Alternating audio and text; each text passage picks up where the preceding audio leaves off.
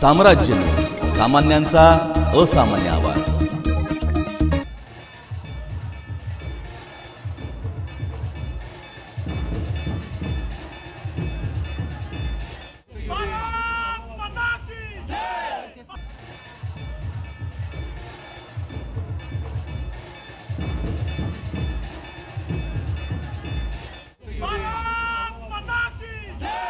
सरकारने जे कारवाई केलेली आहे त्याच्याबद्दलचा समाधान सर्व देशातील नागरिकांना होता। विशेषतः ज्यांचा जीव पहलगामच्या हल्ल्यात गेला त्यांच्या कुटुंबियाला देखील अपेक्षा होती की आपल्या भारत सरकारने, आपल्या सैन्याने पाकिस्तानचा नातेवाईकांचा बदला घ्यावा।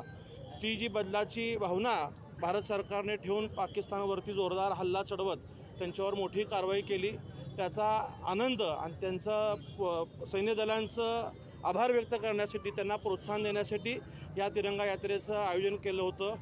त्या निरपराध अशा नागरिकावर ज्या अतिरेक्यांनी हल्ला केला त्या अतिरेक्यांना पाकिस्तानमध्ये घुसून भारतीय सैनिकांनी मारलं, त्यांचे अतिरेकी तळ उद्ध्वस्त केले आणि जेव्हा वेळ पडली तेव्हा पाकिस्तानलाही धडा शिकवला। अशा पद्धतीचं अतुलनीय असं शौर्य भारतीय सेनेनं केलं।